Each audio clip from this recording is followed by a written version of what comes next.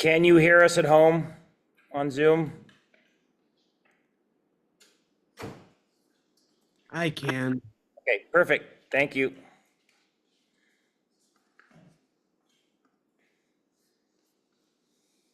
Okay.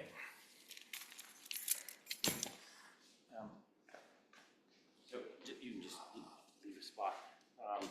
Okay, so today is lighting, and it is extremely important part of filmmaking. You can't capture an image without the light. And so we're going to talk about the tools that we need and the types of lights that we need to shape that light so that we get a good image for the films that we'll be shooting this semester. And I think it all kind of starts with some of the equipment that is part of the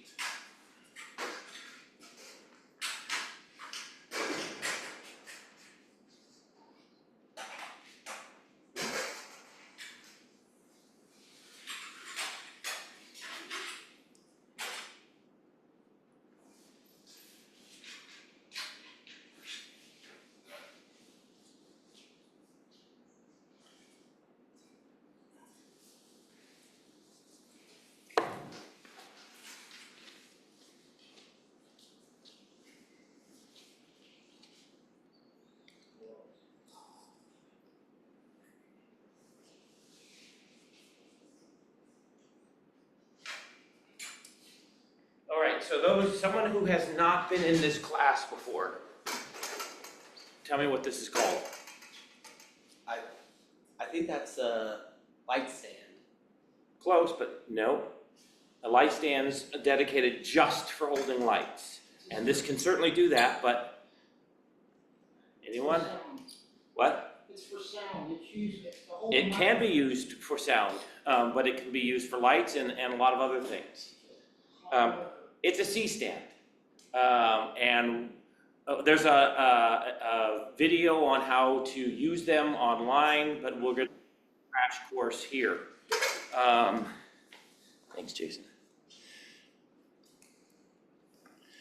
Okay, particularly important for holding a lot of different equipment. You'll notice that it has three legs, and they're not the same height, and it's partly because we can fold them up and lay them flat, or we can leave them open and so that they balance and can hold a lot of weight on the ground. There is the shortest and tallest legs. You want to be aware of that. You can stack them tightly by having the longer leg go over the shorter legs of others so that the C-stands can be quite close to one another. So if this one was here, this is our stack, I could put this with the long leg over the short and keep them very close to one another to keep space in the studio or on the film site. But it's important to also know because the long leg has the most, creates the most stability.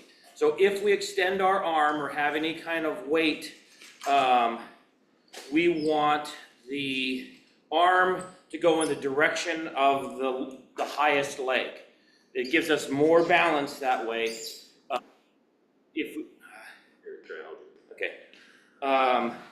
And if you pan the arm on the lowest leg, it's more likely to tip over than if it's on the higher leg. You have more balance. The other thing is when we put sandbags on, by the way, what's your wild guess? What do you think would be the most important leg to put it on? The highest, the medium, the lowest? The lowest. Yeah, you would think that would be good, but if you drop it on the lowest leg, you'll see that there's a lot of play and how much movement there is in the stand. So you actually want it to hang, and so you put it on the tallest leg. Now all that weight is holding the stand down. So if you have only one sandbag, you want to put it on the tallest leg. If you have two, you can put it on the tallest and then the medium. If three, it's better to stack a second sandbag over the top of the tallest leg.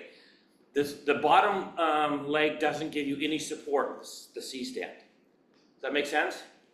Now, why would I need more than one sandbag? This is, what, 30 pounds or something like that? Yeah, Just in case you have like a bunch of equipment on it at the same time, like yesterday when we had a bunch of shirts dangling off of it. oh, yeah, okay, yeah, absolutely. When we're outside and filming, some of the things that we'll have will catch the wind, and you have to have a lot of weight to hold them down. So we'll oftentimes use multiple sandbags to make sure. What? Ooh, sandbags can also be used for, if there's also wind, that's why the sandbags were camera equipment too, in case there's high winds. Yeah, the sandbag, we use the sandbags quite a bit.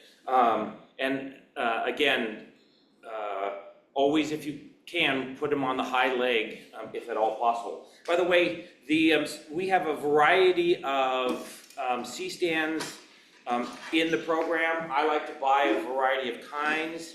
This particular one, if you loosen this, the stem can come out. So that you can get a stubby. You can buy shorter C-stands so they're lower, or taller C-stands. There are,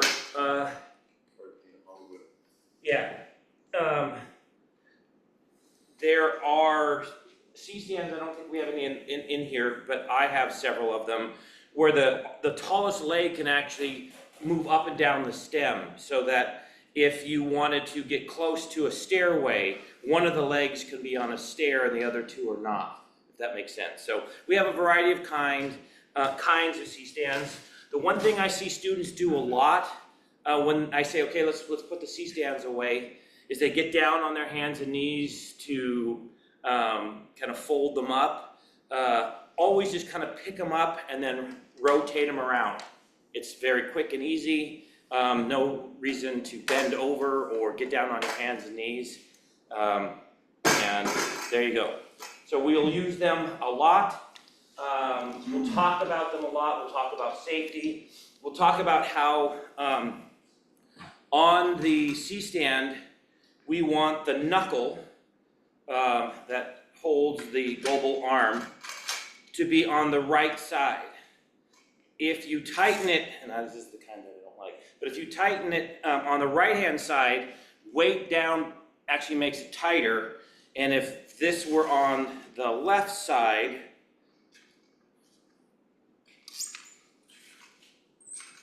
of the knuckle,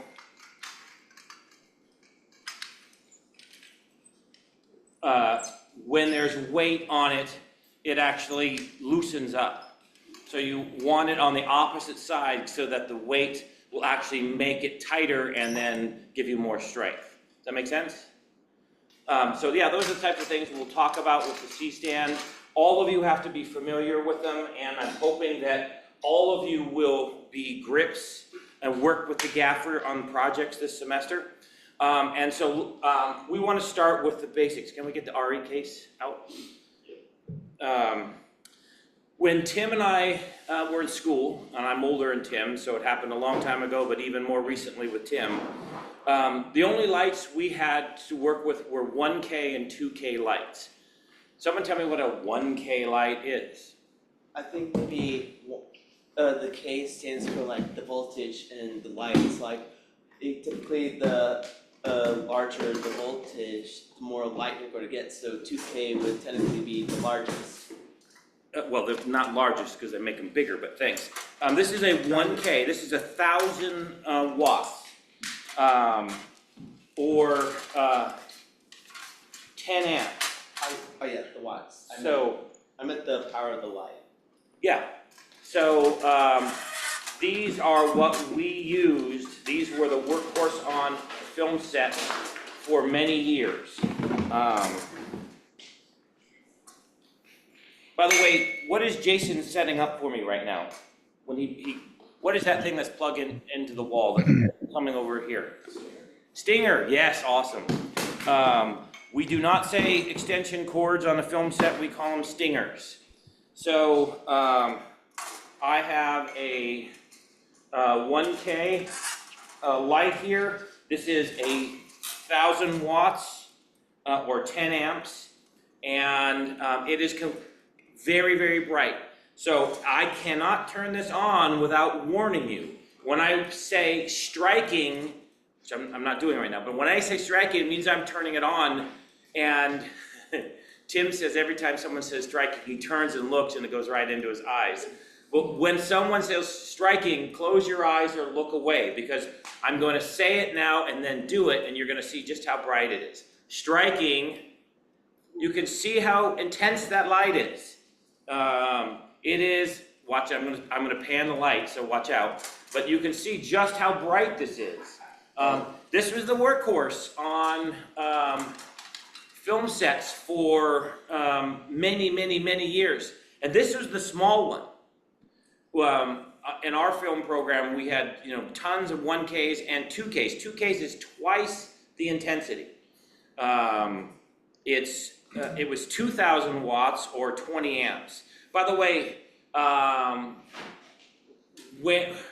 in a home, what is the most common outlet? Does anyone know how many? 3-prong. 24 volts? A 3-prong just means it's grounded. Right. And that's common, that's code now. But 15 amp circuits, that means that 1,500 watts can run at a time. As soon as you start to go over that, the breaker can trip, and it's for safety so that the wire doesn't get too hot and melt or cause a fire. This is 1,000, so you plug this in, you only have 500 watts to go, and something like a toaster can be enough to trip the breaker. And it's not per outlet, it is all the outlets that are on that one breaker. Does that make sense? So the problem with incandescent lights like the ARRI is that they draw a lot of power. Also, what color, let me, by the way, can you strike the house lights? What color would you say that is? What? Yeah. Well, obviously, that is an older type of lamp, so it's not going to be like an LED. So I've actually heard a couple of different types of lights that are. But my question is what color? Yellowish white. Yeah, yellow. Yellowish white, so that means the chemicals contained inside are ether. Wait. You're going too fast.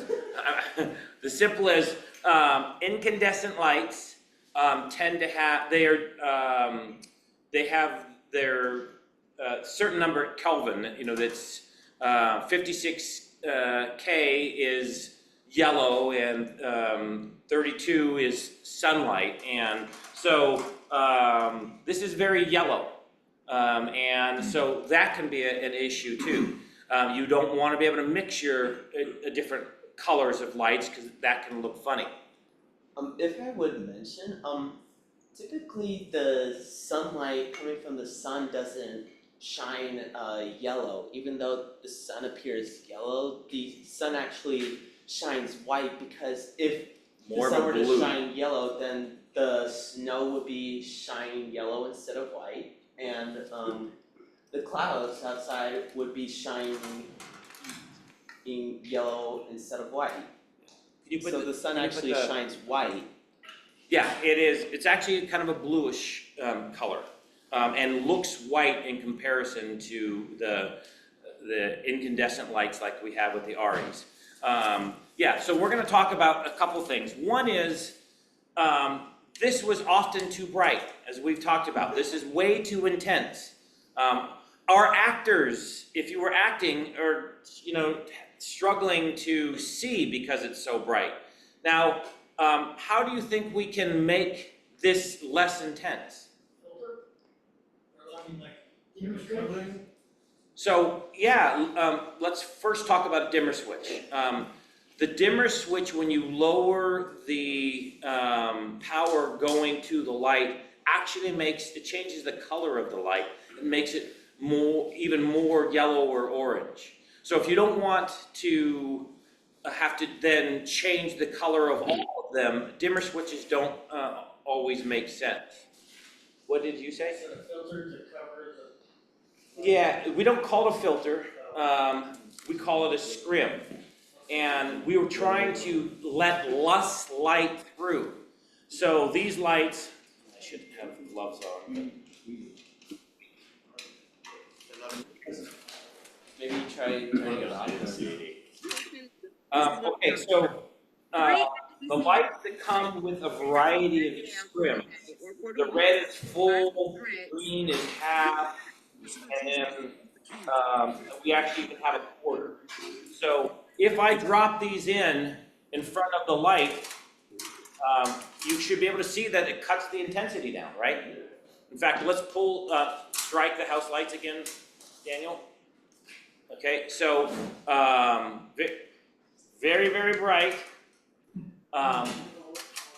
less bright, and if I want to, I can double them up. So I'm making them, I'm really cutting down the amount of light that can go through the opening.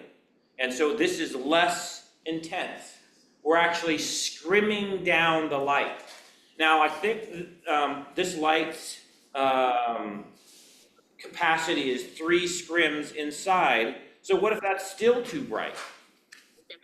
If we're filming our subject, if you can see the screen, that is maybe still too bright, and the director says, it's still too bright, let's take it down. How else can we do it? We've already cut down the intensity. There is a focus on the light, so I can do a spot where I'm putting the light in one spot. I can fan it out, which might help a little bit, but what else can I do? You got drunk off a communion wine at church? Yeah, look at that. What are they doing? They're just standing there like zombies. You think they're all right? There's a scrim, another scrim over there.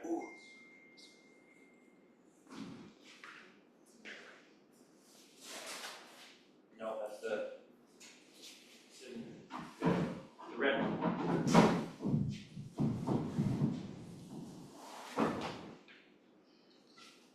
Very much. Okay, so I can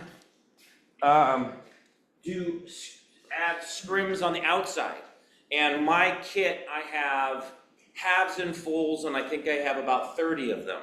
So I can keep putting up scrims in front of the light, and you can see the difference, right? We've cut down the intensity on that shot by adding another scrim. And if I needed to, I could put 2, 3, 4, or whatever. So that can cut the intensity of the light. Okay? So when you use 1Ks or 2Ks, you have to do a lot to shape and cut the intensity of the light. Now, what else can we do to light to make it look better for us? Yeah. Are there lights that are lower or less intense, so like half of 500? We're going to talk about different types of lights, and so then yes, you're absolutely Like a you less can. intense light? Yeah. I actually know how you can make the lighting look better. You can go into when you go into post-production. Okay, you wait. can just- Post-production is different, and you're absolutely right. Color correction, and when we do a lot of things, we can manipulate in post-production. But we're talking about getting the light as good as we can as we're filming it. So one of the things that we can do is actually do things to help shape the light. And on the light itself, I talked about how we can control the light a little bit in that, but we also have barn doors that are on the beginning, so I can help shape if I want some kind of look of shadow or whatever. So, or maybe I just want a thin line of light, and so I can use the barn doors to create some kind of shape. That's all part of the light. But I can shoot the light through things. So oftentimes if we're gonna film a film noir, we have a window here and we'll often shoot light through the blinds to give it a divided look. Or we'll put something in front to create a look. Can you give me the other things there? No, the other, survival kit. I don't want to say what they are because I want. Yes, okay. So, yeah. So again, this is part of shaping the light. We can do something to put in front of the light that creates a look. And this could be maybe, if you had this less intense and farther away, it could look like leaves on a tree moving in the wind, right? And now this is exaggerated because it's so close and so intense and such. But we can cut shapes and block light to create looks. By the way, does anyone know what this is called? It's a cookie. Yeah, we call this a cookie. So shapes that are, or devices that are used to create shapes in front of light are called cookies. Now I have something that is kind of cool. What does this look like to you? I think it's a special cookie, but on a filter. Yeah, it's kind of, what is this called? Filter. No. Scrim. This is a scrim. This is very similar to a scrim, and yet it has some shapes like a cookie. So this is kind of a combination scrim A cookie. cookie. And so it's a little more subtle to give some dimension to it. So again, there are a lot of different things that we can use to help shape and manipulate the light. Just know that scrims are going to be really important for us, both in the light itself and then also on C-stands on the outside. What is one of the things that you notice about this light and its intensity? It's bright. Yeah. I'm the farthest thing from a model, but is this a flattering look for me? No, No. I can't see it there on the screen. Oh, yeah, that's better. Just too much gleam. Too much Oh. glare. Yeah. Oh. So this is, when the light is too intense, especially coming from certain angles, it can be very unflattering. And that's why I didn't want to stand in front of it very long, because I need all the help I can get. So we want to soften the light. When you make the light bend and come from different angles, it looks so much better, so much prettier. So here is something that we can do, is simply putting a silk in front of it softens the light. Now let's get Tim. Tim's a better subject than I am. So, ew. Oh, Mr. Mr. Grant, if I would mention, the camera you have set up actually shows the actual light on the camera, but on this camera, the light is a little toned down and it actually pops up as white instead of yellow ones. Yeah, this is what we're using to see this is a lesson on lighting. So this is a hard lighting. Look at the hard shadow behind him. Could you see just how you're blocking it? But Other side. Yeah, there you go. there you go. So you can see the hard shadow. But if we put a silk in front of it, suddenly it's a little prettier. It's a little softer. I still would scrim this down more. I think I took one of the scrims out or something. Let's do a combination of scrimming it a little more, and then also putting a silk in front of it, and it starts to change the look, right? Right. So this is what we're going to be doing this semester, is shaping the light.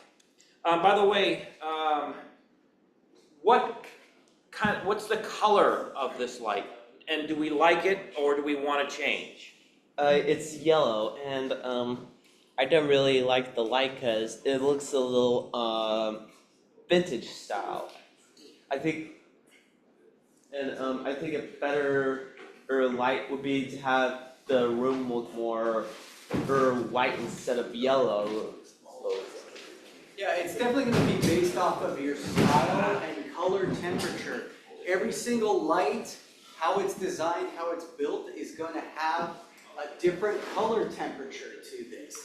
This one is more of a warm light, which is more of yellow color, right? If we compare this type of light with, say, the sun is going to give us more of a blue light. So when we are lighting, we tend to want to use the same type of lights so that we don't have to mix color temperatures. But what Grant's about to do.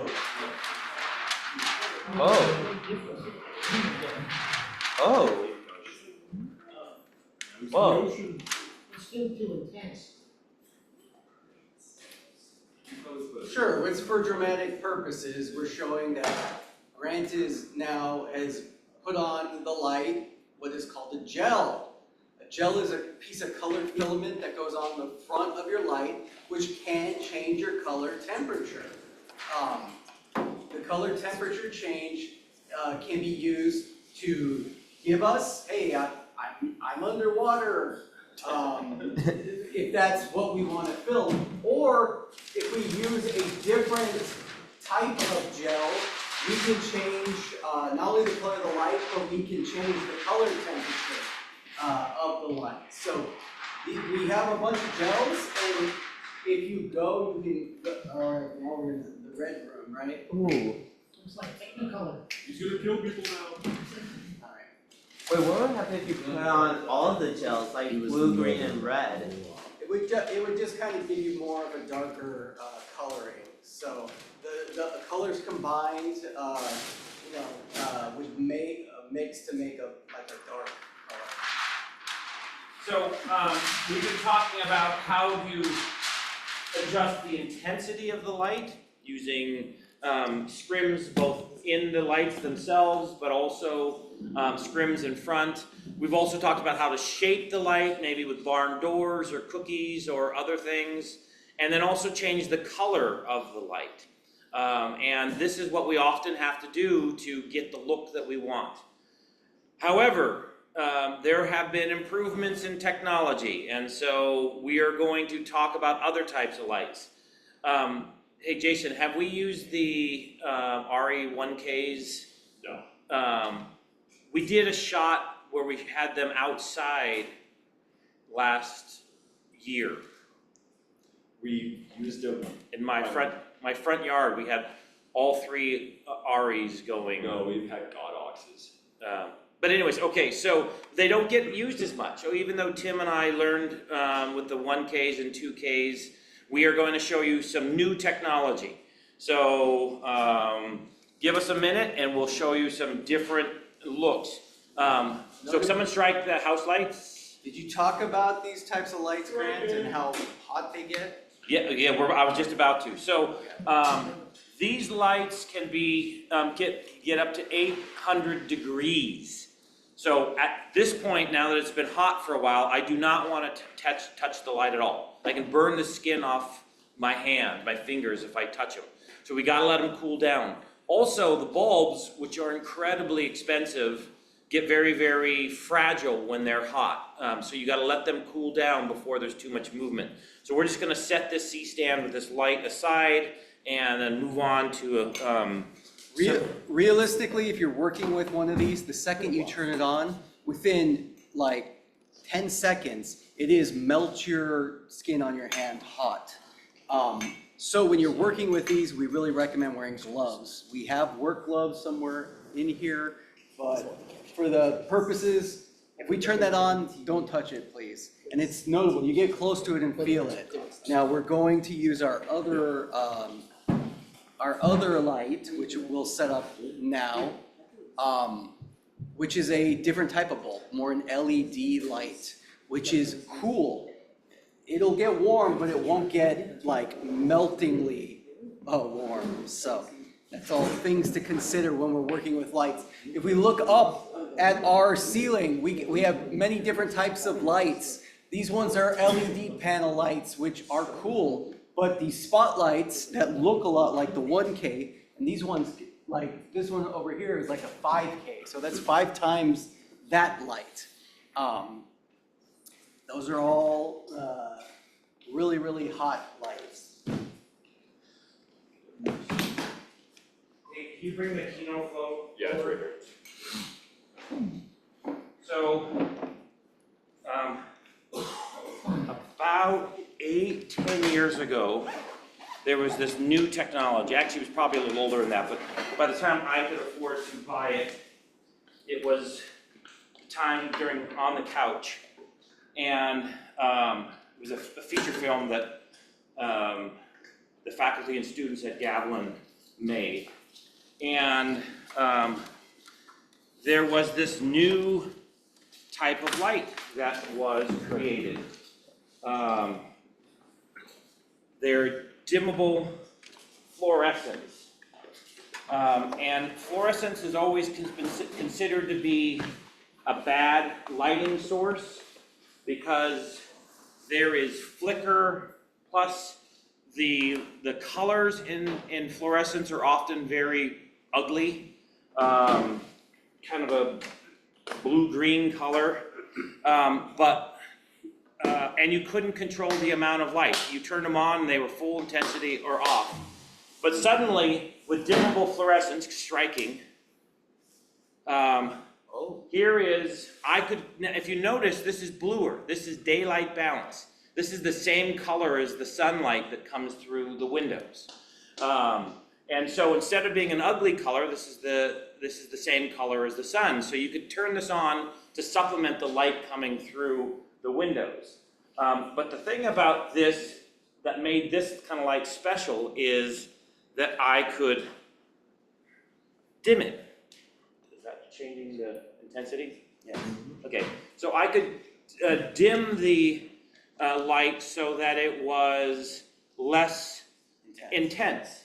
So now we've changed, by the way, all these bulbs are interchangeable, so if you wanted to change the color, you could have maybe a half dozen different color types. You could have one that would be incandescent, so it would be the same color as the 1Ks that we talked about, or a lamp or something.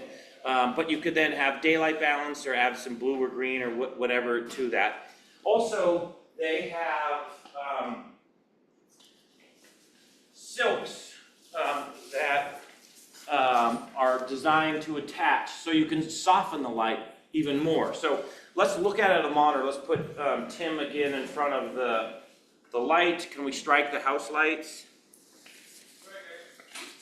And to me, that looks significantly better than the 1Ks, don't you think? And all I had to do is simply turn it on, dim it down a bit, put a little silk in front of it, and we have better light than we had before. So, hey, this is great stuff. This is great technology. So we thought, man, this is going to be the way to go. And so Kino Flows, is what they're called, became kind of the hot new light. But very quickly, Kino Flows, in fact, I haven't even seen a Kino Flow on set in a long time. They were surpassed by a newer, better technology. So can someone strike the house lights? Striking. And the new technology are dimmable LEDs. And I actually meant to bring several different kinds, but I'll show you a few. By the way, the Kino Flows use way less power. I could have 50 of these on one circuit and not have a problem with power. Also, what are you doing differently from the other light right now, right? I'm handling it because it stays very, very cool. No gloves necessary. So there's some great things about the dimmable LEDs.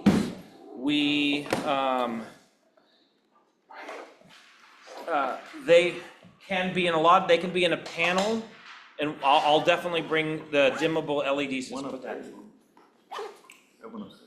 That bad one with the dots, I hate that one. It's does the opposite of sell the product. They can come in panels that have built-in diffusion in them. They're very nice. Watch out, because you almost pulled the laptop. I need the others, I need the controller. And so they can come in panels, but they can also be directional, like the Godox lights that we have here in the studio. You don't want to. So you can see that they can be very directional. If I put the cone on, they're directional just like those 1Ks. They're meant to shoot light in one direction. These actually have reflections, so they actually multiply the amount of light that comes out. But we're all good to go? Okay, can someone strike the house lights? Okay.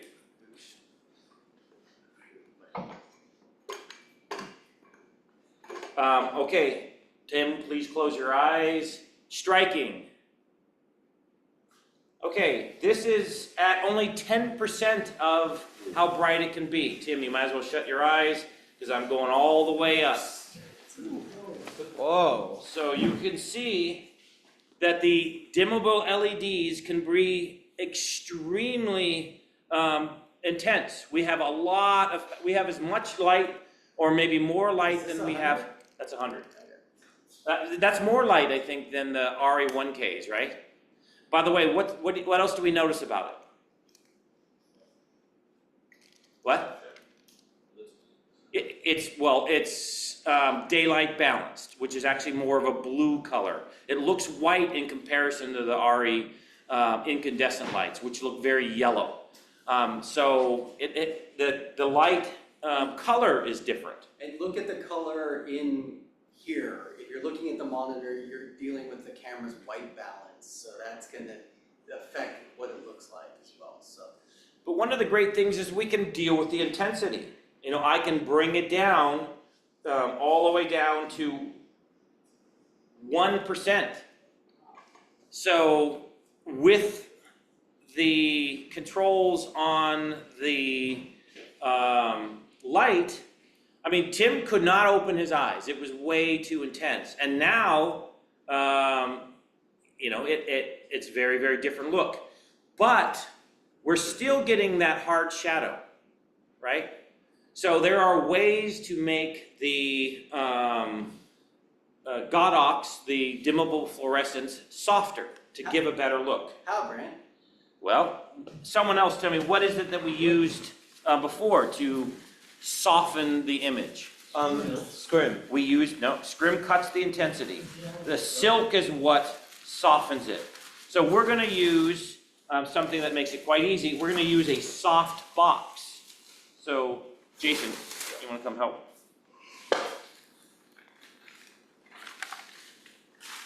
This is that.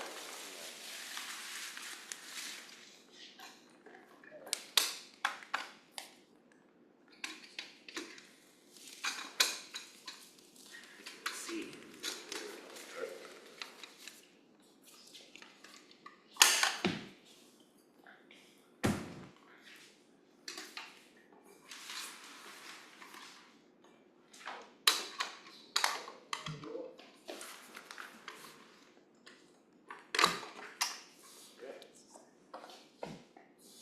So we've added the box on it currently. What we're seeing right now is basically all that has been done. I'm going to turn it around probably so people can see.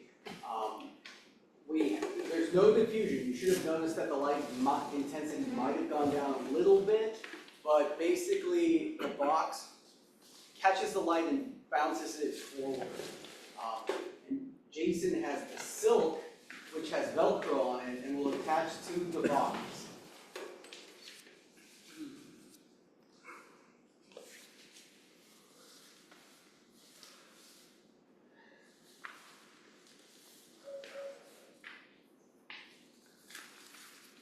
So already you should be able to see, you remember that hard shadow behind him now?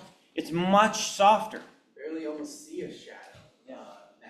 And I might increase the intensity, because this is at 1, you can go completely off, but I might go up to, say, there's 10% of the intensity, and it's a much better looking image than what we had before, right? So this is a great way of shaping the light. But, and you know, when we have dimmable LEDs, we have a lot of different types of lights. Can you bring both the minis and then the tube light over? They're all over there. No, they're one's right here. Oh, Geronimo, where did you put the other one? So, the Godox have to sit on C-stands, so you gotta have room. You can see to put a softbox on, it takes up a fair amount of space. You're about to pull my laptop off you. I'm sorry. It's caught underneath the wheel, or maybe, okay. So, you wanna change the color so it's 32K? Says it's 32K, but it.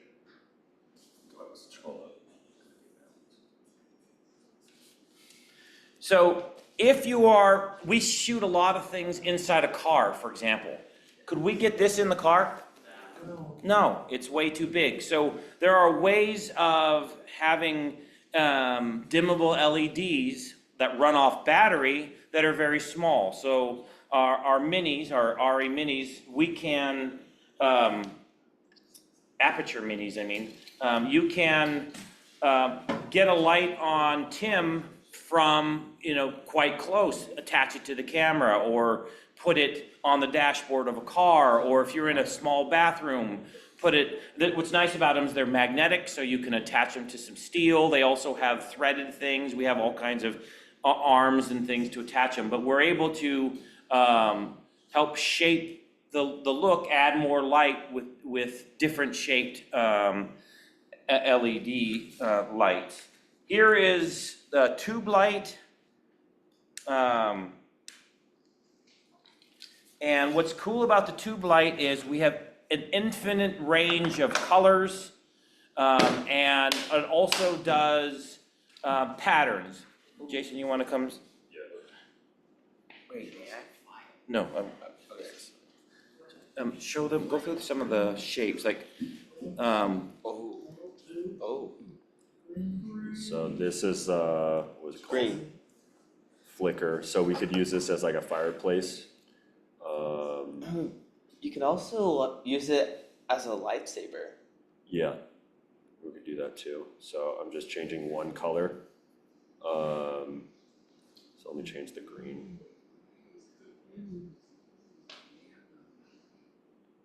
So now you can see it's just one color. And then so going through there. And then we're back to Kelvin now. So what this does is it allows us to add even some more color, some more excitement to the image, and we've done this in a lot of scenes where we'll bring in a tube light.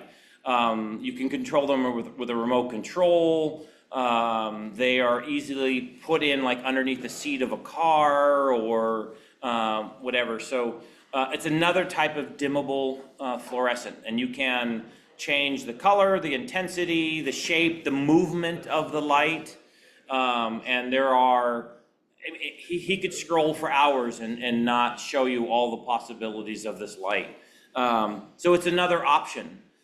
We also have a series of Dracast lights. They're also dimmable fluorescents, but we have some in panels, some that are directional, some are very small. So the nice thing about the dimmable LED lights, I may have said dimmable fluorescents earlier, I didn't mean that. The dimmable LED lights gives you a lot of flexibility on all of the things, shape of light, the intensity of light, and the color of light. And we don't have to use as many things like gels or flags, or, by the way, did I talk about flags? I talked about barn doors.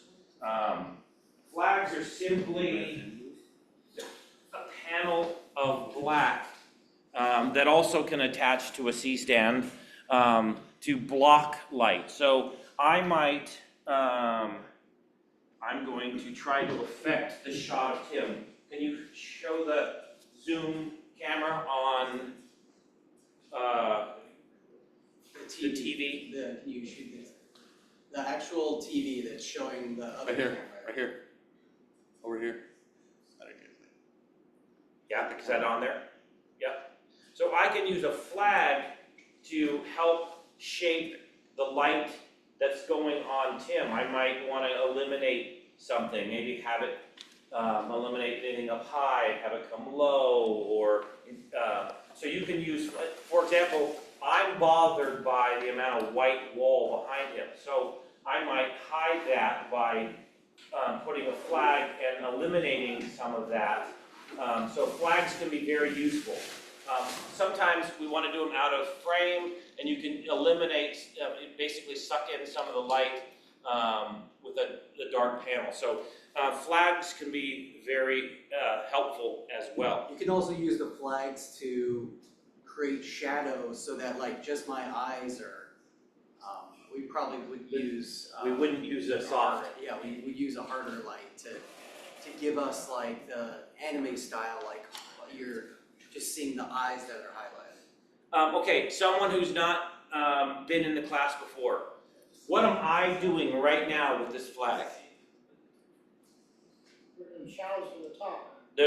Does anyone know what the process? What's the term of holding the flag like Grant's doing called? It's a filmmaking term that we're trying to teach you right now. Anybody know or want to guess the term? I said it like 10 minutes ago. Yeah, No guesses? no guess? Okay, then someone who's been in the class before. Hollywood. Hollywood, if you are holding something up during a shot, especially something that manipulates the light, they call it Hollywooding by holding it manually, not using a C-stand. So if Tim said, hey, can someone Hollywood a flag to eliminate the fill of light on the back wall, you know that he's asking you to hold the flag during that shot. Okay, so this is the actual case on the set, this is the actual conversation that will happen. Hey, we need another light over here. Okay, Grant, do you want me to go grab a stand? No, we don't have time, we're in a hurry. Can you just Hollywood? Yeah, okay, I'll Hollywood it. So that's the term.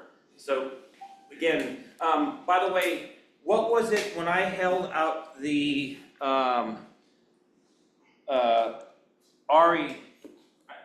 light? Right here, can you show this?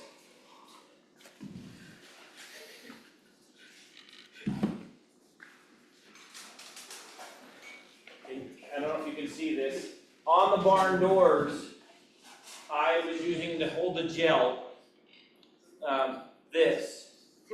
Does anyone know what this is called on set? A C47. So we're gonna say terms like that. Who's gonna help roll the stingers? Or I need What's a stinger though, Grant? well, I've said it. Someone tell me what a stinger is. A stinger is the long extension cord. Yeah, so when I say if I want a cookie in front of the key light, you need to know what I'm talking about. Chocolate chip or Oreo? A cookie is the cutout. Yeah. Okay, so we have been rushing through the equipment, but we now want to talk about the perfect lighting situation. So we're going to use 3 Godoxes to make this happen. And Tim's going to help teach and help set up. So we need a subject who's willing to sit for this shot. Okay, so those of you who've done this before can jump in and help us. We are going to set up 3-point lighting. This is what makes the kind of the perfect image. If you're doing a story on a character and you want them to look as good as possible, we're going to set up 3-point lighting. We're going to use all 3 Godox. We have soft boxes. There is a mini soft box which we use for our backlight. wanna use this other one that has a softbox? Yeah, I'm an assistant editor. No, Assistant we'll editor use the and 3 camera God operator. ops. And at this point, you now have Pretty seen the fun, man. Then we lights. go and shoot You some- might we shadow have, like, camera. one of the master students or Tim, and we are, so you can start to learn how to handle the lights One of our yourself. marketing person said it's. So at this point, I'm hoping you're not gonna be, sitting, I'm On our hoping you're gonna server, be, where like sometimes working it'll on be the put light. on hold, 'cause, Someone like, strike the house they lights put other projects. Yeah, it's good. or not? so we used Why are you to trying strike to the house hack lights. We're so mischievous with it. Here's, we have one We're gonna We have keep, one Godox, we need 2 more set up, who's gonna help? Start. Alright, we're gonna grab the soft boxes. You need a C-stand.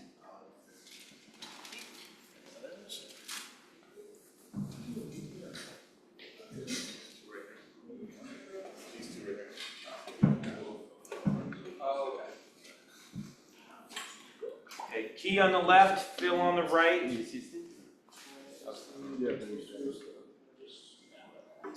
It's bro taking that out. We're doing a Phil, right here. Have you been? It's not getting me. David's Stack up before you. Who's here, bro? Zoom user? Behind the camera? We're gonna arm that over. Why doesn't Baron show up? He's knowing. Yeah. Let's put it here.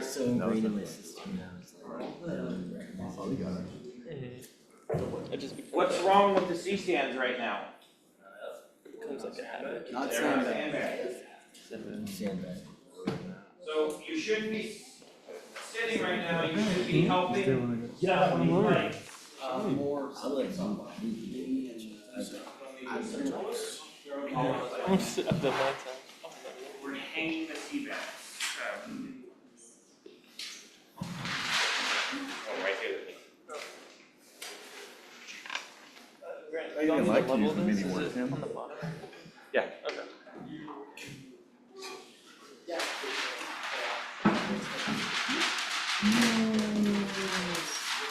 Salty. Good.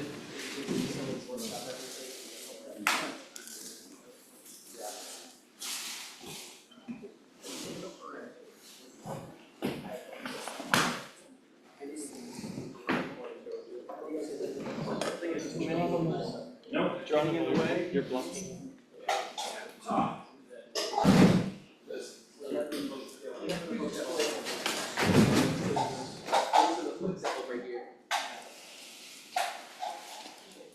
Why don't you go wide and show everybody setting up for the people at home? I'm like the widest I can go. I'm back up Oh, a it's bit. back there, never mind. Oh, yeah. You're doing it right, never mind. Do you want me to operate that one too? No, it's okay. No, that one's just for this. Oh yeah, for this one here. Okay. Yeah, this thing will show. I'll show you. But yeah, so I hope like upload footage and then I'll upload it and then we just have to organize it. Part of the editing process. Not yet, cause it's DaVinci, so I'm like learning how to do DaVinci as well. I'll hope like with like if it's quick videos, I'll help out with Premiere Pro. Our journalist, she also knows how to edit, so yeah. They got a news team there. I know. Yeah.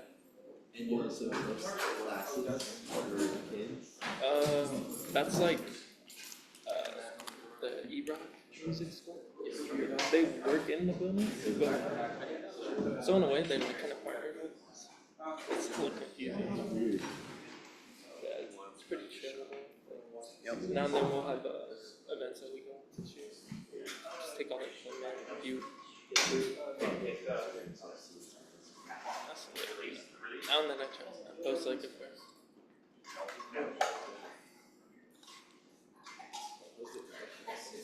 That was fun. It was Friday and Saturday. Weird day. Dude, it got sold out too. That's all. It got sold out quick, like before. That's what I heard. The tickets were limited.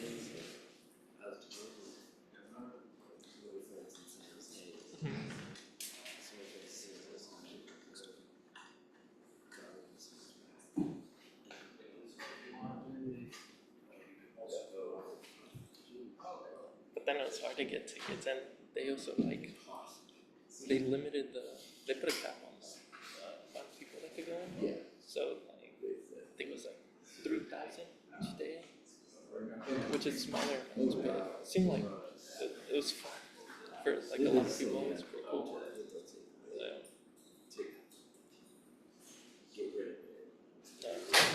The next year should probably be more, bigger, like they moved to a different venue. It was cool how they had it set up, like, they had the stage for festivals. Yeah, especially with your friend, you know how tight it is. I should know. I went to something. So like, that's where I would teach sports. Mhm. Kids, those were youth camps there.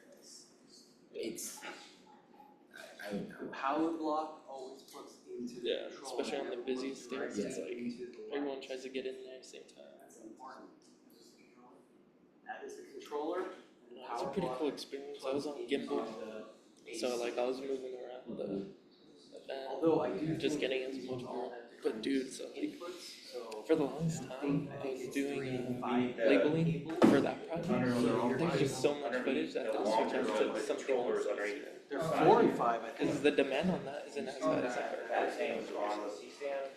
5 pins on top. I don't know if you've seen our YouTube, but mostly all that's all the news Some of them are all like. department stuff. They're able to get videos out quick because it's like To the light. 1 to 2 minutes, and it's just simple. Yeah. So I do that, and then CCTV community. Male or female.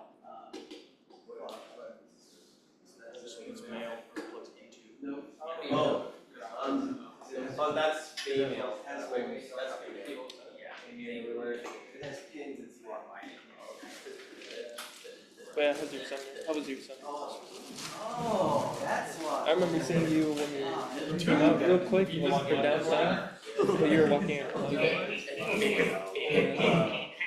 Speakers are on that stand with Seen that one where it's like, what a dog with the butt. On that stand? Where were the now? stingers, Do you know sir? those? Stingers are right behind Ashton. Okay. You're gonna be. Grab it and say, Ashton, give me a stinger, and let's see if he knows. That's not a stinger. Is there a term for power strip or? A power strip. Yeah, that's it. Yeah. Oh, okay. Stinger's the only one that gets it. A power strip, Power strip, stinger. I always get the two. power block can be another name for it. Did you get a haircut? Okay, see, you're looking fresh. Combed it and everything. Oh yeah. And Tim, this one's probably going to. Yeah. Just go all the same ones. Yeah. Good. You can tell Grant he can strike if he wants.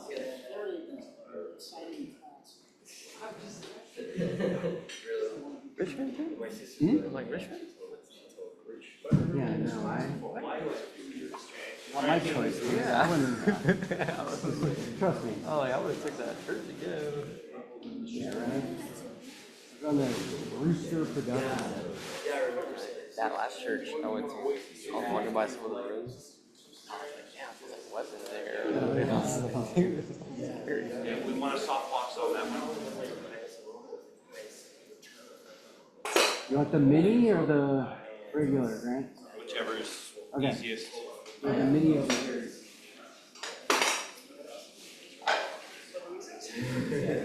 Let's use the mini on that. Drum. Is this how to get Oh no, I know that one. It's like this one's for the zoo. Show them. How's this week been for you? A lot of sports games. Yeah, there's a lot going on. So do you guys have people that go out to film them, or is it mainly like you guys who can do? Just us or students, but we don't do all of it. Close, Yeah. lock it.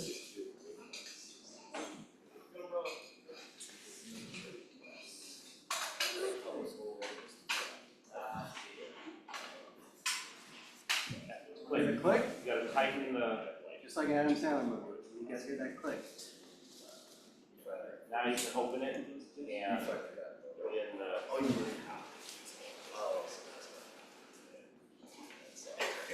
Oh, does that have the divided light? Does that have the grid? That case didn't have the grid? There's one right here. Oh, when I was doing the graduation, there's this one lady told me she taught you.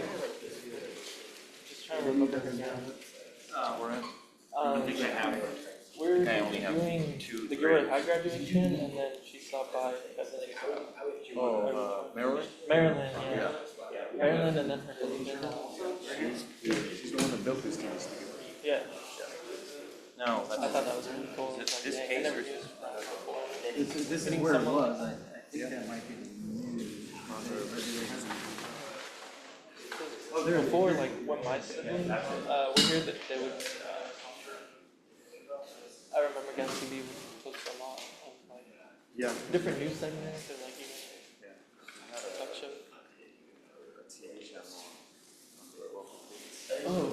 Those of you who are sitting back are not getting the practice you need to be able to. It's called a grid. Yeah, it helps divide the light. Oh, yes, of course, there's always some stuff to help us. Watch it, take a look.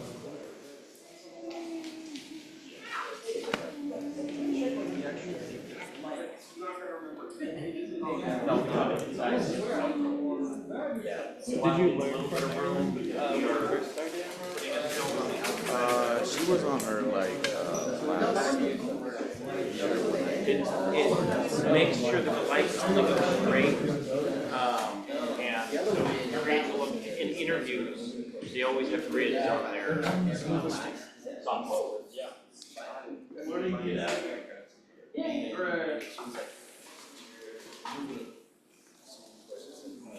What was the first few things that you learned? Started? Green screen. Green screen. Oh. Was it these ones? Like the, Yeah, that one on the wall. Okay, can someone strike the house lights and shut the door to that's the more so room? like broadcast. Can we shut the lights off for the control room?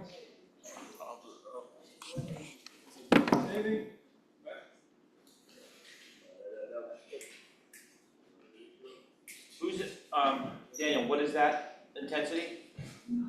Can you take it down to 10? We want one subject. Who's gonna be our subject on the couch? You gotta sit in the middle of the frame.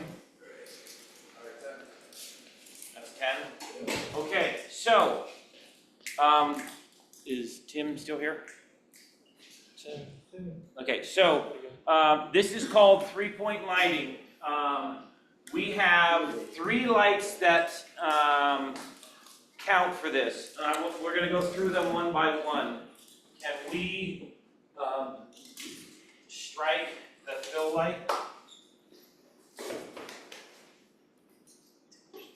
Save that.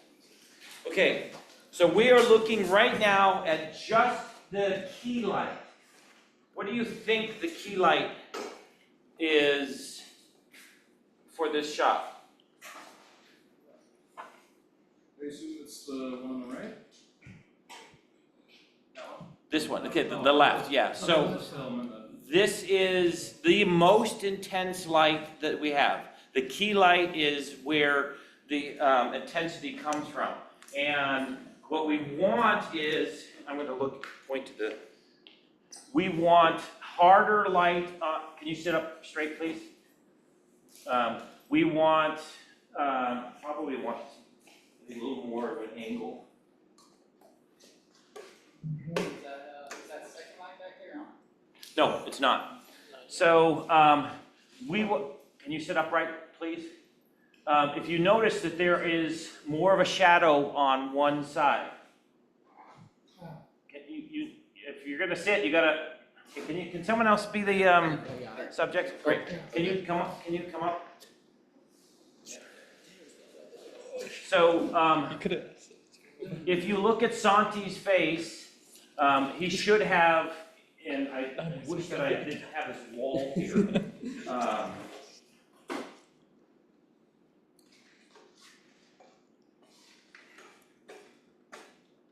But if you look at Santi's face, can you look into the camera? You see that it is darker on one side because the key light is more intense on one side. So we can see almost a shadow on the opposite side. Now we're going to, maybe that's too much to make Santi look as handsome as possible. So we're gonna strike the fill light, that's yours, Daniel. Let's take it down to 1%.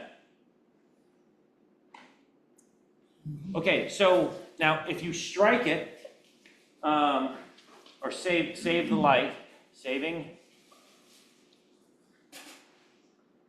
Did you save it? Yeah. Okay, can you strike it again? You can see the difference. So it's still, the more intensity comes from the left part of the frame, the key light, but we didn't want the side of his face to be so dark, so we have a fill light. Now I'll tell you right now that light is at 100%, and this light is at 1%. So we're trying to make sure that the key light is the most intense light. Make sense? But one thing about this is that it looks kind of flat or shallow. And so there's something else that we can do with lighting to give the character, Santi, depth. And that is to add the backlight. And so I'm going to strike this light. And this should light up his hairline and his shoulders. It's too intense. I wish I would take it farther up, or it's because that's 1%, right? Yes, 1%. But what we wanted to do is, they call it oftentimes a hair light, where we wanted to light up his hair and shoulders, and ideally we would have the light coming almost from behind. Can we actually have you scoot the whole couch forward? Sit on Just grab that side of the couch. We're just going to slide it forward a couple feet. Now you sit. So we should now, can you strike that and then turn it back on again, Tim? Yep. So you can see what it's doing is it's adding light to the shoulders, back of the head, maybe the couch, and that adds depth to the shot. Will you strike it again? Striking. So you can see a combination of these three lights, the key light, which is the most intense, and it's not straight at your subject. It's coming from one side. And then a fill light on the opposite side, which is less intense. By the way, if you don't have dimmable lights like we have, how can we cut the intensity? You could basically put a screen in front of the light, or you could use a gel, or you could use a flag. Well, the problem with the gel is it changes the color, but you're absolutely right with the scrim. And you can Physically move it away. Yeah, the Like farther the light away is from the subject, the less intense it is. So if you can't dim your lights or you don't have enough scrims, you can have the key light can get closer, or the fill light can get farther away. So that there is a clear, brighter side on Santi and then a darker side on Santi. A important thing about the backlight as well is, if you're in my 17 and 18 class, we did a 3-point lighting when we interviewed the El Centro people, right? And we used the blue curtain as the background, and we had a subject who came in black, and how they were dressed, if we didn't use a backlight, they could have been lost in the background. It could have just looked like a floating head because the colors were close enough. But we use that backlight to help define the shoulders and the back of the head. It really helps pull your character out from the background. Yeah. Now, this is kind of considered the prettiest or the best way to light a subject. But do we always want our subjects to look soft and pretty and, no, you're shaking your head. So if we were gonna do a horror film, what if I eliminated the key light and the fill light? So saving.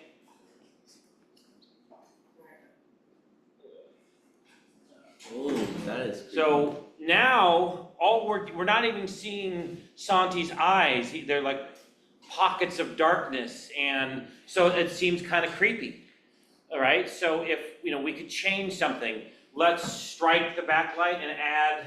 Can you strike the fill light? Saving. So I don't know. That seems kind of more boring to me, less dramatic. So I don't know. I'm going to strike this light, and you save that light. Wait. Striking. So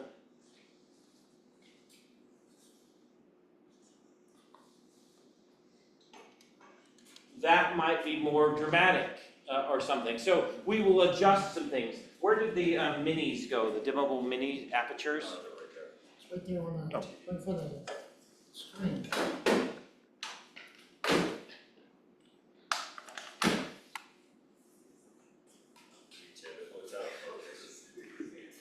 Can't, what? It was out of focus. It does look kind of. No, I'm good. How's it now? Auto. Striking speed.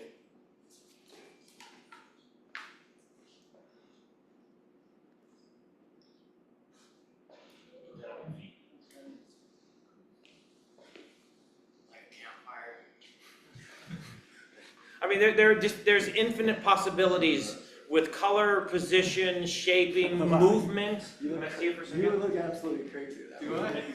I once did a horror film called Death Pact, and there was a serial killer in the film, and the serial killer was never really lit very well. The subject, who was clamped to a table and was being tortured, she was lit by, one of the auto mechanic, how they have those things, the lights that hang, one of those. So the whole time she was on the table, the light was kind of moving and gave kind of a weird effect. You mean like strip lighting? Yeah. Yeah, so it was kind of a mechanic's light, but as he turned it on, the light moved. So it was like hanging, imagine a open bulb hanging. You've seen it in horror films. Yes. So, I mean, that's what we're gonna do this semester is the director is gonna talk to the gaffer and the DP, and they're going to plan the lighting schemes to make the film look as romantic. You wanna strike that again? Yep. Striking. To make it as romantic looking or scary looking or as intense as possible. We want to add to the film by adjusting the lighting. So we have to have the tools, the lights, the grip equipment to shape the light so that the directors and cinematographers get the look that they want. So, questions? You want to strike the house lights for us? Lighting is so important into your storytelling. What you show with the light and what you don't show with the light is a narrative choice that you can make as the filmmaker, but also the way you choose to light your subject we saw when we lit Santi from above, it looked insane. But normal lighting, Santi looks like perfectly fine right now. So how much light you use can really affect how people feel about your subject. Another question. So I noticed that when you were adjusting the light, I see like a flat image, and then it goes to like a three-dimensional image, and then a more dramatic light image. But I know you could change the color, but it's sort of so unsubtle. So it's really important to add depth to your image by layering your light. I was just flipping channels the other night, and the Bridesmaids was on, and there was a scene when Kristen Wiig got pulled over, and she's on the side of the highway. And it's not all that realistic, but if you get a chance, watch that scene again. You can see trees lit up, it's a nighttime, but trees are lit up for about a mile. So they had camera, the gaffers came in and they lit the background so it looks really, really deep. If you didn't do that, it would have just been a blackness behind them. And so to give your image depth, you sometimes not just have to light your subject, but light things around them. And you also need to light things with a different variety of intensity and everything. Like our shot right now, it's pretty well shot evenly. So when our light or our subject shot evenly, it's like flat lighting. There's no combination lighting, which helps not only make shadows but gives us depth of our subjects. What is it called when a light is on the scene? As like a lamp or something like that? Okay, good. I was just gonna say that right now. So, good question. Yeah, Does of course anyone we know it. Yeah, we know it. Does anyone know what that term is called? Yeah, hey, good job. So, for example, this is not plugged in. Can someone grab a stinger for this? Stinger's right here. Direct lighting? Can someone grab a stinger? I guess I will, since no one else will. Oh, thank you. Gosh, Alex.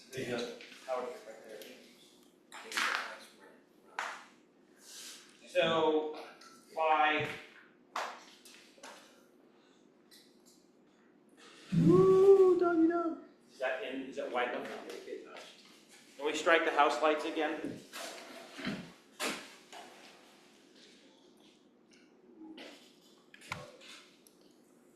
Ooh, maybe turn on the overhead light. We could, but anyways, that is called a practical. That's when you have light emanating within the frame. So lamps, headlights for a car if you're outside, or maybe the computer screen if someone's sitting at a desk, or their phone. Do you have your phone in your pocket right now? Watch as Santi turns the brightness all the way up. Okay, as Santi's phone comes on. Is it on right now? Yeah. Did it change? Well, look at something white. Like look up. Just put your flashlight on your face. No, we don't want that. Yeah, just look up white pictures of. Okay, there you go. And not only that's kind of cool is that you're seeing the reflection in his glasses. So that's a practical. We have this is only lit by 2 practicals. So you don't have to have big studio lights to get a look, but Hey, just looking at the lights that we're seeing right now, what do you notice about his phone versus the practical lamp there? The practical lamp has a much stronger lighting than the phone. They're also like warm and cold. Warm and cold, yes, different color temperatures. So we can see the light bulb that's in the practical lamp. If we look at it, not even on the image, we can just look at it in person. That's a very orange light versus the very blue light of Santi's phone. Even if you turn on your flashlight, Santi, you can see the contrast of the light, blue and orange in this image, right? It's combination lighting, so it's different types of white balance there. It's something to keep in mind when you're doing practicals. And if you're working in practicals, a cinematographer might carry a bunch of actual light bulbs that are cooler or warmer light bulbs to help light the scene. yeah, so I have a big case of light bulbs. I have them as low as 2 watts, but I have 2, 5, 10, 15, 20, 25, and then a lot of 40s, 60s, brighter ones. And I have them in daylight balanced. I have them a variety of colors. So if we wanted to use that lamp, I might change, if it's too bright and I can't dim it any other way, I might change the intensity of the light bulb. But I might also, since you can't see the bulb itself, I might put a gel around it and hold it together with a C47.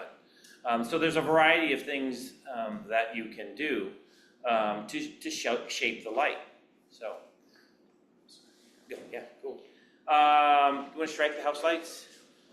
So what other questions do you have? I know we ripped through this. We went through dimmable LEDs, which we're going to use most often. And we're gonna use a variety of types of them. I showed you the minis, the tube lights, the Godox. We're also gonna have some panels and then some mini directionals. But what other questions do you have about, yeah? I know that we're talking about lighting and stuff right now, but kind of like the angle, it's gonna look a lot different when the camera's a little bit farther from you, right? Like, Oh, yeah, so we're gonna, this is, yeah, and next week is gonna be audio, and the week after that will be all camera. How does it change when we change lenses? How does it change when we, like the whole feel and whole scene. yeah, there'll be camera movement and camera angles and all of that, yeah. Looking over there, the lighting looks really warm with the orange tints, but Uh-huh. on the camera, it's like picking up more white. Is there a way to make These are not very good cameras. They, and they're set for auto, so it's trying to adjust. By the way, on a film set, we never, ever, ever, ever let the camera do anything on its own. Everything is very intentional. So, in fact, the Red camera doesn't even allow for auto focusing. We have to do that manually. When it comes to color, well, the nice thing about Red is Red captures everything, the full spectrum. It's called raw files. But if you, a lot of these you have to white balance them, and they can have one look, you change the white balance and it has another look, and it's baked in, and then it's hard to change it in post. So you want to watch the monitor for things like color and stuff, but there are a lot of things can happen in the camera, and you got to be aware of that, and that's the job of the cinematographer and the DP. Yeah. So if I'm not mistaken, whenever you capture on a 8K camera, it always records in pre-res, which means that the footage you'll show will have this sort of white haze to it. But then as you go into post-production, you can use the white balances to edit out that haze and make the look. Yeah, well, what we call it is raw files, and the Red records the full spectrum, but a lot of cameras, you basically start it at a spot, you do a white balance, so the white is truly white, and then it will capture what the camera thinks is, and then in post-production you can do color correction to help shape light or make things more intense or change the color or whatever. So log is essentially like taking your darker darks to your brightest brights and trying to meet it in the middle. So that's why if you're looking at like Red footage or higher end cameras, you have that white tint across it. So you just need to convert it in your editor. Yeah, and so you have a lot of options in post. But some cameras can't do that. What you record is what you get in post. So, yeah. Other questions about lighting or equipment or, yeah? Just a quick refresher. So this one is the key light. Yes. Key light. And okay, this is the key light. That's great that you know that. Tell me what the significance of the key light is. So like the whole subject, like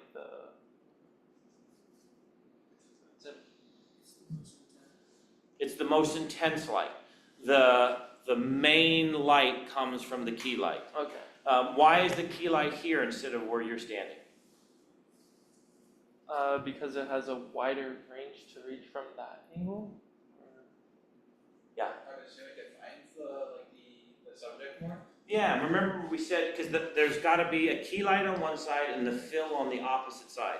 If I have a key light in the middle, there's not going to be a side. It's going to be just one flatness. Oh. And can we strike the house light again? We could use striking. We could use this as our key light and not even have a fill light. I hate this framing. It just looks terrible, but there's a big ugly white wall behind. But you can see that Santi has more light on one side and less on the other. So the key light comes from one side, the fill is on the other. By the way, there's already a fill on right now. I would argue that the fill is the practical. And if we turned off the practical, there would be less light. Look at all the light on Santi's left cheek. And if I turn this off, it goes away. So, and there's some fill coming from the key light. How? Right now, I turned off the practical. How is there fill on Santi's opposite side? Yeah. It's bouncing off a white wall. We have two walls, one kind of behind him and one on the side, and that light is hitting those walls. And watch, if I did this type of thing, it's some of it's going away, right? Yeah. There's another flag right here. Someone hand another flag right there.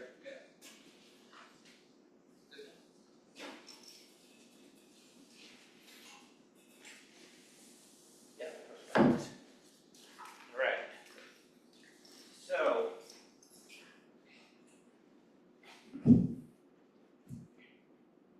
did Santi's opposite cheek get darker? Yeah. Yep. So some of that fill is coming from the bouncing off the wall.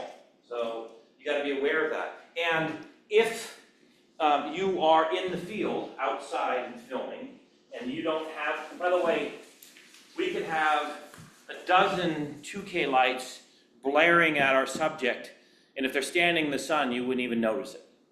The sun is so much more powerful than anything we can reproduce. And so oftentimes we use bounce cards. So I can do something as simple as taking a bounce card, and you can see that his face may be a little dark, but put a bounce card in and I filled it in, right? And we do that a lot when we're outside, is we bounce light up to our subjects. Especially like if the sun is overhead, a lot of times you get pools of darkness and eye sockets. And if you simply put a bounce card down low, it takes the sunlight and bounces it up and fills their face. So,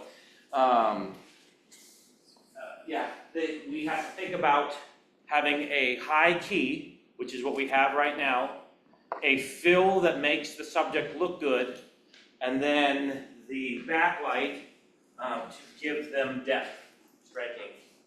And it's kind of weird because he's sitting in a different spot now, but that's actually not even really acting like a backlight. It's more of a weird key. Yeah, that's okay. But the backlight really should come from behind the subject.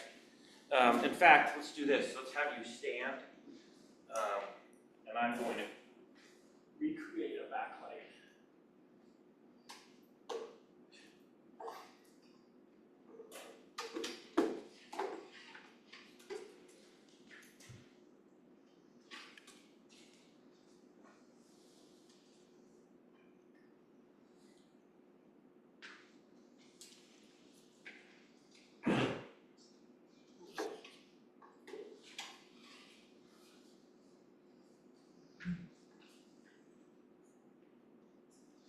Striking. How does that look when we change? Is he framed well, Daniel? No, you get it, man. There's not a difference. What? There's not a difference. It should. Oh, you're. Yeah, let's. There's-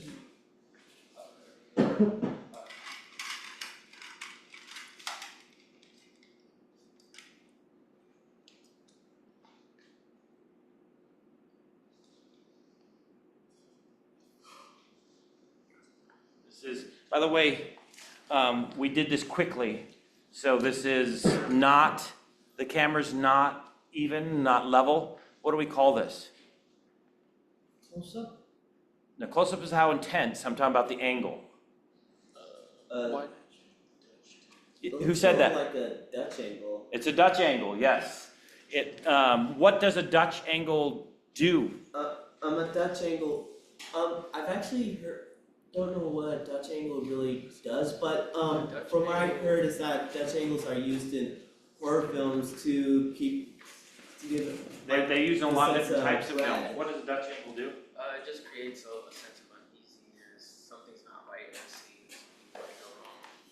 So if you look at the picture, which is pretty level looks like it's going in a weird angle, and it makes it seem uneasy, that there's something not quite right.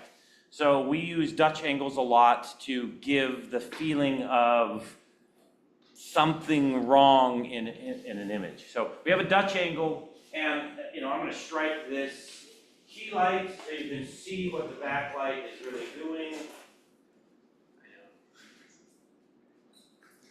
Fading. So you can see what the backlight is doing. It's lighting up the hairline and the shoulders. And that way. So, and pan to the right, yeah. So I wish I could take this down. It's at 1%, but it's supposed to outline the subject and give more definition, more depth. So I don't know what the original question was, but that's the backlight. The color of the clothes that he's wearing could affect the lighting too, or no? Yeah, and it's not so much the direct look at them, but bouncing light can affect it a lot, so, yeah. Any other questions on lighting equipment or 3-point lighting or any of the equipment? One question, so what if you're wearing an outfit that reflects light? Yeah, oftentimes directors ask their actors to wear particular clothes because your shirt will reflect light up into your face, and some colors are more, they make the actor look better, others are less flattering, so it absolutely can. It has to do with skin tone and hair color, and so that could be an issue. I remember on older cameras, they really struggled with vertical lines. So if you wore a shirt that had lines, the cameras didn't capture that well, and you could see movement and weird stuff. With the cameras nowadays, it's not really an issue, but yeah. Other questions? I did have something, for like, I don't know if this has to do with lighting, but I noticed that like in a lot of movies for like romantic scenes or a scene where you want to bring like the attractiveness of the person, they like blur out the backgrounds. Yeah, that's called depth of field. And the smaller the f-stop, if you have your lens all the way open to say 2.1, that means to allow the most light in to make it look good. Oh, taking off? Yeah. You too? Or? Yeah. Traders. They have a gig, so they're getting paid. The lower the f-stop, which allows more light in, the shallower the depth of field. If you open your lens up to say 18, suddenly it gets very, very deep, and you have deep focus. So you can be in focus, and someone 10 feet behind you can also be in focus. So to get a cinematic look, a lot of times we want to have a shallow depth of field. And at other times, if we're doing Steadicam and there's going to be a lot of movement, we want to adjust that. We want to add more light so we can close down the lens so that we have a little wider depth of field. So things aren't going in and out of focus as much. So yeah, we're going to talk when we get to cameras and lenses and stuff like that. We're going to talk about all of that. Yeah. I guess it's more general, but how do you guys wrap the wires around? Oh, okay. I got to tell you this story because it always cracks me up. We have want to hand me an XLR cable from behind you?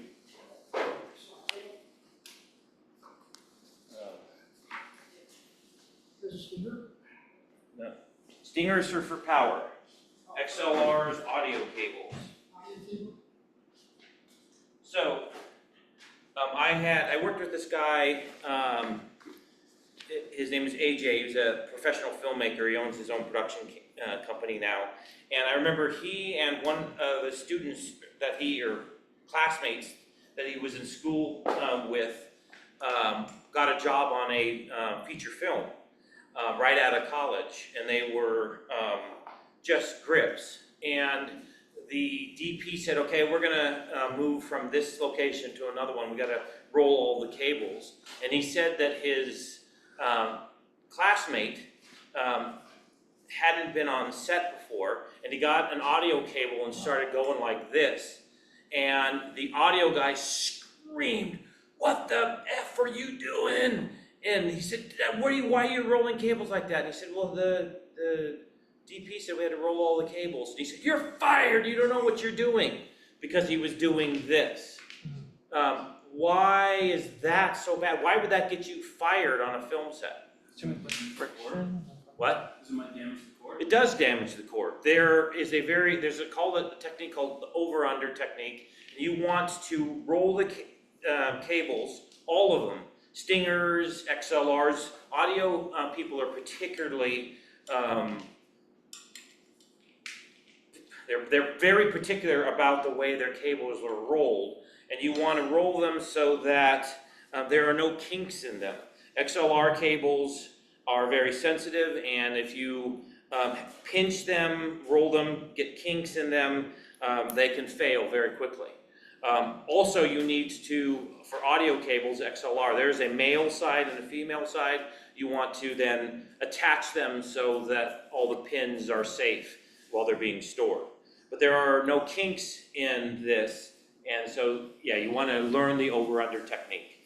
You need to have that mastered after your first semester, because we're going to roll cables like crazy. A lot of them are mine, and I don't like buying, several new XLRs every semester because they're $400 or $500. But even the Stingers, you shorten the life of them if you don't roll them correctly. So we'll talk about that, especially when we get to audio. So was that the original question? Sometimes I just. Yeah. Okay. The answer. Yeah, okay. Someone strike the house lights so that, thank you, Angel. I just want to mention, like, it's always better to ask a question rather than assume that you know how to handle the equipment. Because the more you ask, it shows the more cautious you are about certain equipment, and just in particular how the director wants things put away and just moved around. Because if you assume. A couple of our senior members in class, if you have audio questions, go straight to Alex. Alex has been doing it for so long. If you want to know about the F8, cabling, booming, Alex has been doing it a long time. If you have questions about the red or lighting, Daniel on set right now is the senior most member. This is what, the third time you've taken the class, or fourth? Yeah. Yeah, so Daniel has got a lot of experience. So for example, when we say we're done, we want to strike the lights and wrap. Ask Daniel. If I'm not handy, then you can say, "Hey Daniel, is this where this goes, or what's the process here?" And he'll walk you through it. We're very big on what we call master students, those people who've done it 2 or 3 times or more. Jason, for example, who just left, took all 3 classes and then has been here 3 or 4 more times. So he's probably sick of my voice because he's been here so much. Jason has a lot of knowledge when it comes to cameras and lighting and all of that. So ask those people who've done it before, and they can help walk you through things as well. So asking questions is great.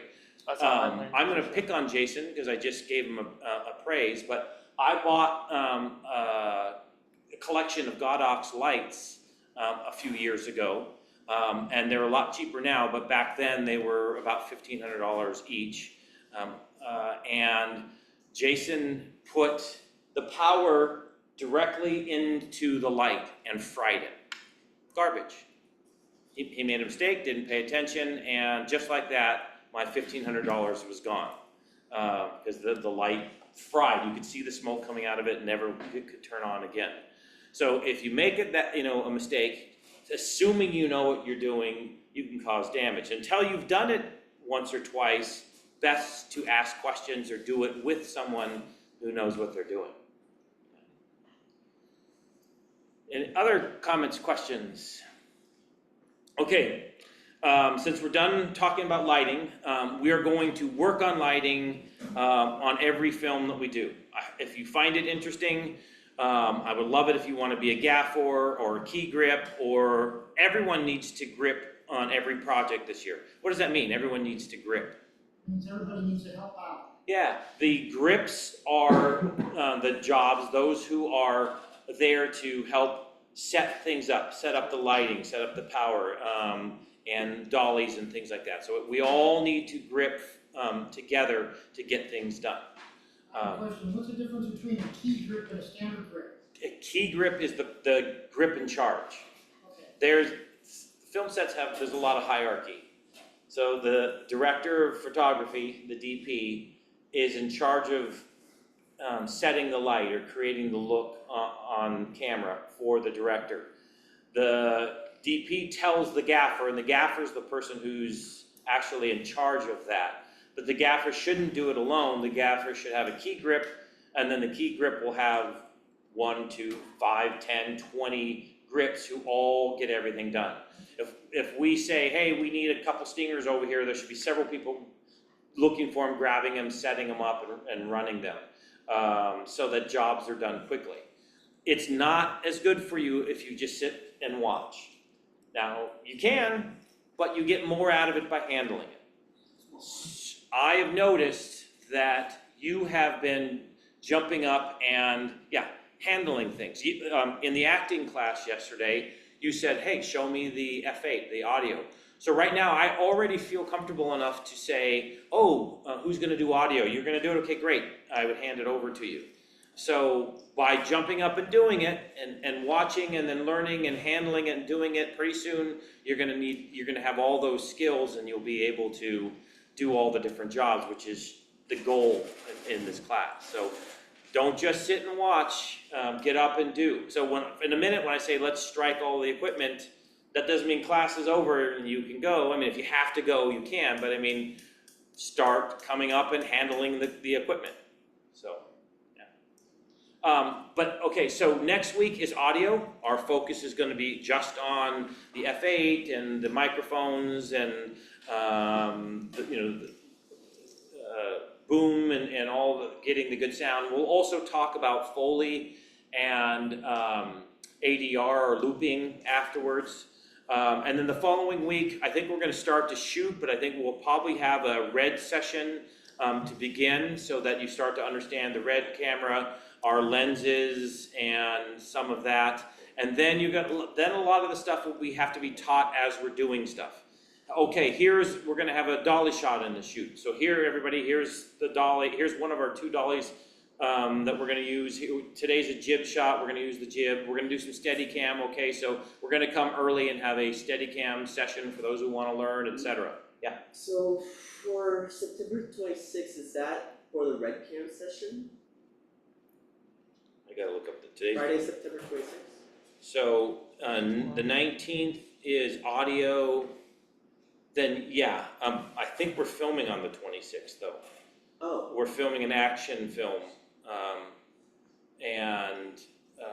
Okay. so I just heard you say we'll also have a red one session on it's the not red 26th on Friday. Red one is an old model. No, the red. Red camera. Yeah. Sorry, I just keep calling it red one Yeah. because I thought that's the brand name.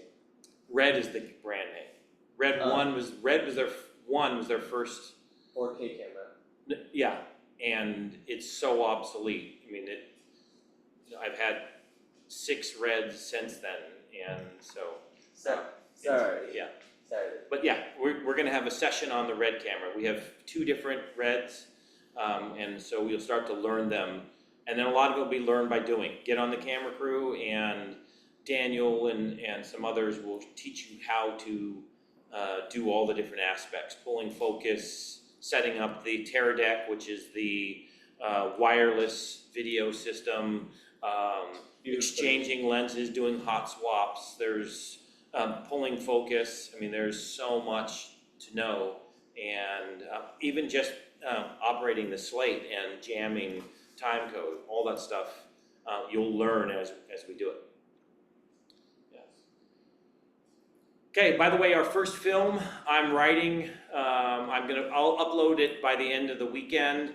It's an action film, and Santi is directing, and Noah, who I don't know if all of you know, but Noah has been here, very tall.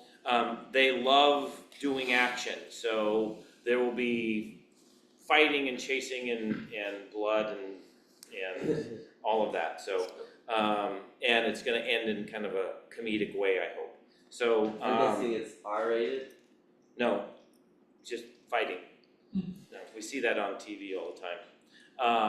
So that will be our first film, and then the schedule is up.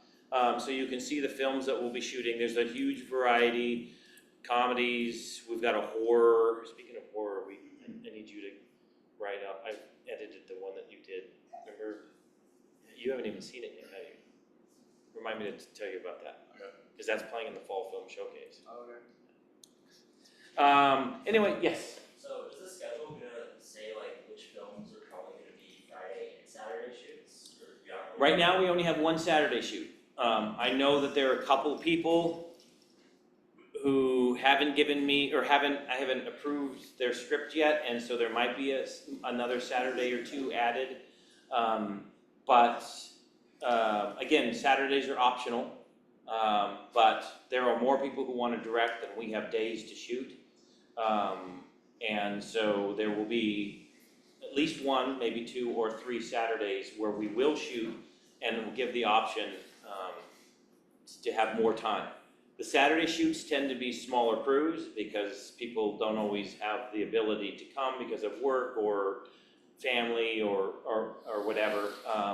So what's nice about that is it gives you more opportunity to be on the camera crew if you want to try that, or to try more things, because we might have 40 people on set for a Friday, but we might only have 10 on a Saturday, which gives you more ability to pick exactly what you want to do. Yeah. So I was asking, so like try to request some Saturdays off of work. Yeah. Right now, we only have one. I don't remember what it was. It's on the class schedule. I update constantly, so just a couple days ago, I put up the latest schedule. Things will change as things with acting or locations or weather. If we're supposed to shoot outside and suddenly it's raining, in November when we want to shoot, that might change the schedule, or a director's not ready or something, that we might throw in some other project.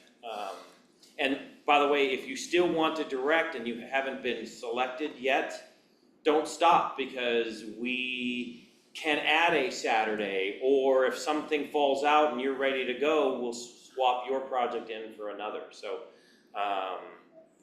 yeah. And the other thing too is, if you intend to take the class in the spring, the sooner you have your script ready this semester, I can lock you in so that you're the first film or already locked in to direct, or if you want to write, get your screenplay ready so we can find a director early to get your film produced. So, yeah. Other comments or questions? Okay, well, I'm going to shut down. Any questions online?